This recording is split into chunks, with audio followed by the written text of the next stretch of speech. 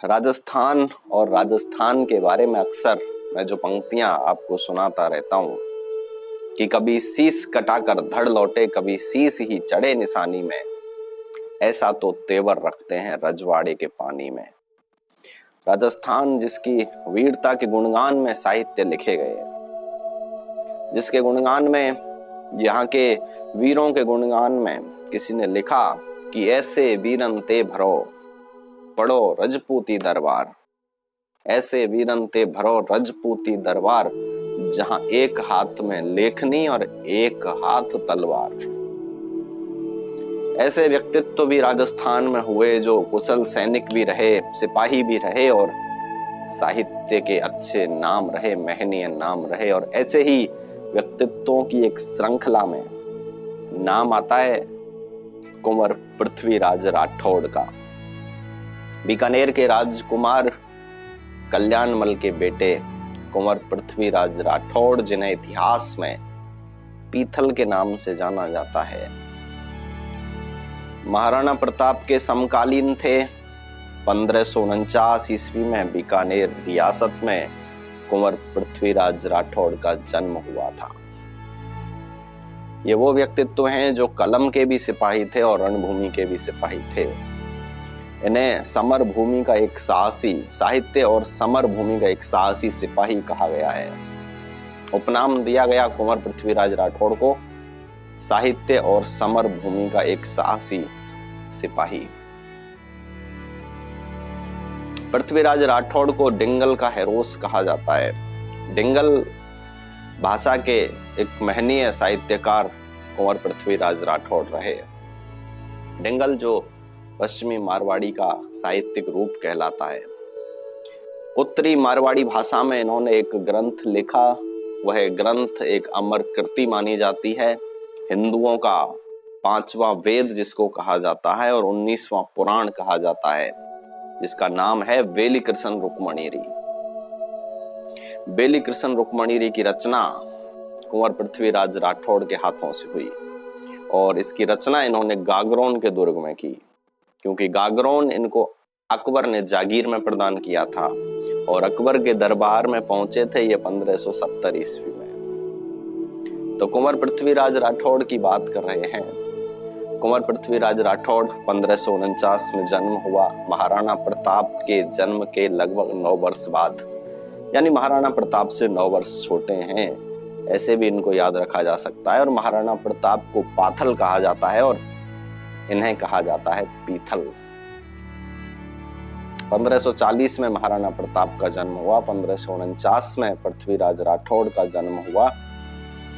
कल्याणमल के बेटे हैं। बीकानेर रियासत में जन्म हुआ था। 1570 में अकबर के यहाँ पहुंच गए थे और अकबर इनकी प्रतिभा से खासे प्रभावित थे, बहुत ज्यादा प्रभावित थे। इन्हें गागरोन की जागीर दी गई और उस गागरोन में रहकर ही इन्होंने वेली कृष्ण रुक्मणीरी ग्रंथ को पूरा किया।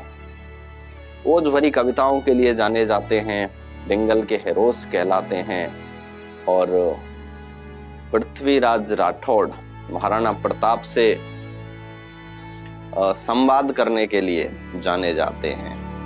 एक ही दौर था, वही दौर था जब महाराणा प्रताप अकबर के प्रतिद्वंदी थे। अकबर को ललकार लगा रखी थी महाराणा प्रताप ने और कुंवर पृथ्वीराज राठौड़ महाराणा प्रताप की इस वीरता पर मोहित रहा करते थे।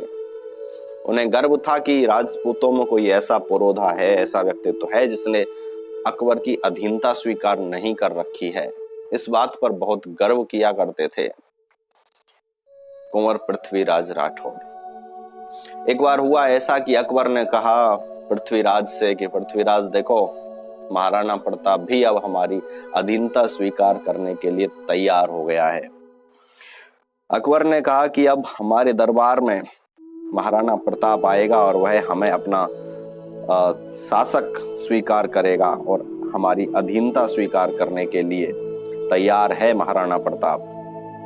जब इस विषय में पृथ्वीराज राठौड़ ने सुना और इसकी सच्चाई जानने का प्रयास किया तो पृथ्वीराज राठौड़ ने पत्र लिखकर सच्चाई का पता लगाने के लिए बादशाह से अनुमति लेकर के महाराणा प्रताप के लिए भेजा और उसमें लिखा कि पातल जो पतसाह बोले मुख हूता बयन, मेहर पच्छम दिस माह, उगे कासप राव उत, पटकू मूछा पाण, के पटकू निज तन करद, दीजे लिख दीवान, इन दो महली बात एक। अरे एकलिंग के दीवान महाराणा प्रताप यदि अकबर को अपने मुंह से बादशाह कहे तो सूर्य पश्चिम में उग जाए, अर्थात जैसे सूर्य का पश्चिम में उदय होना सर्वथा असंभव है, वैसे ही तुम्हारे मुंह से बादशाह शब्द का निकलना असंभव है।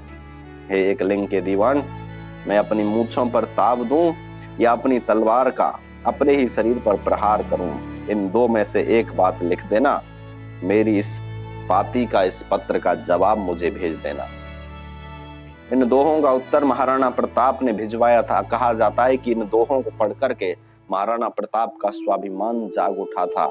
किंवदंती है कि प्रताप अकबर की अधीनता स्वीकार करने वाले थे। यह हमारा इतिहास पुष्टि नहीं करता इस बात की। साहित्यिक रचनाओं में, लोक श्रुतियों में कभी कभार ये आ जाता है कि भूखे अमर सिंह को देख करके प्रताप ने अधीनता स्वीकार करने के लिए एक पत्र लिख दिया था। उसी पत्र का हवाला दे करके अकबर ने पृथ्वीराज राठौड़ से कहा था कि अब अधीनता स्वीकार करेगा प्रताप हमारी। तब ये पत्र राठौड़ ने लिखकर भेजा था प्रताप के लिए कि प्रताप, एकलिंग के दीवान, मुझे ये बता देना कि मैं अपनी मूंछों पर उसी तरह से ताव देता रहूं तुम्हारे बल के लिए, या फिर अब तुम अधीनता स्वीकार कर लोगे। इस पर महाराणा प्रताप ने उत्तर लिख करके भेजा था कि तुर्क कहासी मुखपति, इन तनसु एकलिंग, उगे जाही उगसी, प्राची बीच पतंग, खुशी हुंत पीथल कमद, पटको मूछा पान, पचटन है जेते पतो, कलमा सिर के बाण। भगवान एकलिंग जी इस शरीर से, इस प्रताप सिंह के मुख से बादशाह को तुर्क ही कहलवाएंगे और सूर्य का उदय जहां होता है उसी दिशा से होता रहेगा। कुंवर पृथ्वीराज राठौड़, तुम अपनी मूंछों पे ताव देकर रहना। महाराणा प्रताप कभी किसी बादशाह की गुलामी स्वीकार नहीं करने वाला है। यह जवाब जब पहुंचा पृथ्वीराज राठौड़ के पास तो गर्व से सीना तन गया पृथ्वीराज राठौड़ का, और उसने अकबर के लिए कहा कि महाराज, ये महाराणा प्रताप है, ये कभी किसी की अधीनता स्वीकार नहीं करेगा। ऐसे उल्लेख मिलते हैं। इसके अलावा और भी उल्लेख मिलते हैं पृथ्वीराज राठौड़ से संबंधित। कहा जाता है कि पृथ्वीराज को अपनी मृत्यु का आभास पहले ही हो गया था।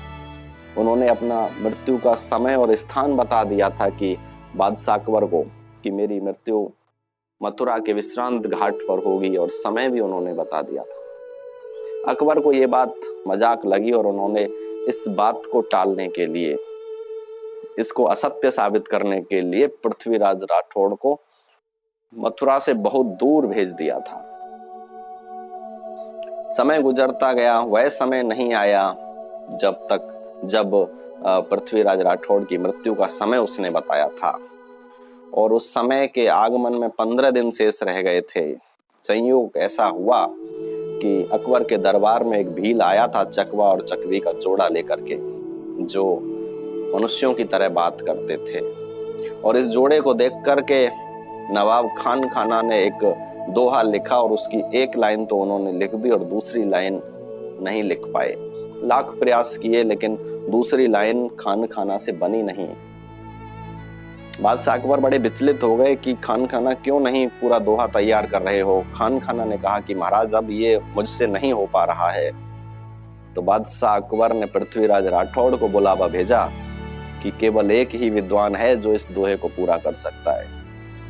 पृथ्वीराज राठौड़ को बुलाया गया।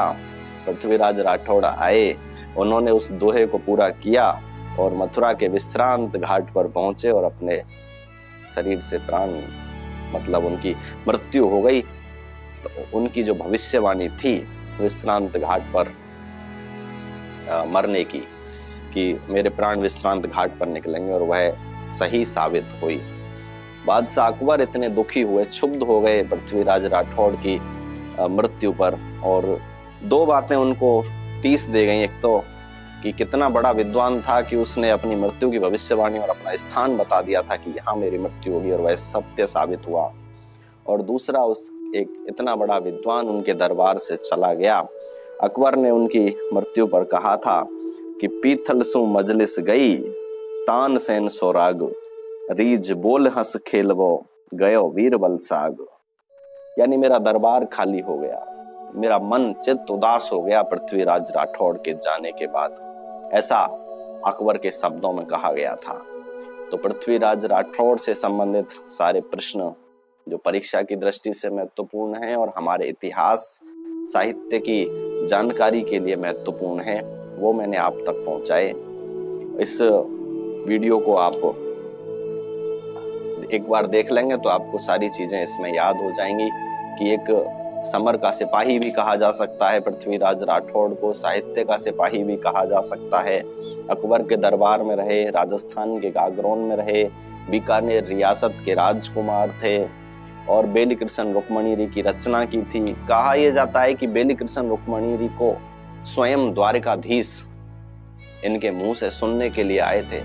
इन्होंने बेली कृष्ण रुक्मणी लिखी तो द्वारकाधीश आए थे सुनने के लिए, ऐसा कहा जाता है। एक बार का वृत्तांत ये है कि जब द्वारकाधीश ने पृथ्वी से वैश्य के रूप में यह ग्रंथ सुना था, कहा यह जाता है कि यह पथिक कहाँ तुम जाते हो, मन में ये क्या क्या गाते हो, जो हरि की लीला है मुख में तुम मुझको क्यों ना सुनाते हो। स्वयं द्वारकाधीश ने, भगवान श्री कृष्ण ने ये बात कही थी उनसे। कृष्ण रुक्मणी बेली काव्य ग्रंथ लिखा है श्रीमान, स्वयं कृष्ण की मूरत सम्मुख करना है मुझे इसका गुणगान। जा रहे थे पृथ्वीराज राठौड़ द्वारकाधीश के मंदिर में बेली कृष्ण रुक्मणी को समर्पित करने के लिए, सुनाने के लिए। तब उन्होंने कहा था उस वैश्य से जो द्वारकाधीश ही थे स्वयं, कि एक काव्य लिखा है महाराज मैंने, बेली कृष्ण रुक्मणी एक काव्य, एक ग्रंथ लिखा है श्रीमान, स्वयं कृष्ण की मूरत सम्मुख करना है मुझे इसका गुणगान। भले पुरुष हो वैश्य तो तुम भी सुनो कथा बड़ी प्यारी है, पृथ्वीराज है नाम हमारा बोली कुछ मरुवारी है। यानी मारवाड़ी बोली में हमने इसको लिखा है। तो इस ग्रंथ की जो भाषा है वो उत्तरी मारवाड़ी है। दुर्सा आड़ा ने इस ग्रंथ को हिंदुओं का 5वां वेद 19वां पुराण बताया। तो ये पृथ्वीराज राठौड़ के संबंध में एक ऐसे व्यक्तित्व के संबंध में विवरण है जो राजस्थान का ही नहीं पूरे भारत का एक साहित्यिक रूप से साहित्य के क्षेत्र में अग्रणी नाम रहा, पृथ्वीराज राठौड़।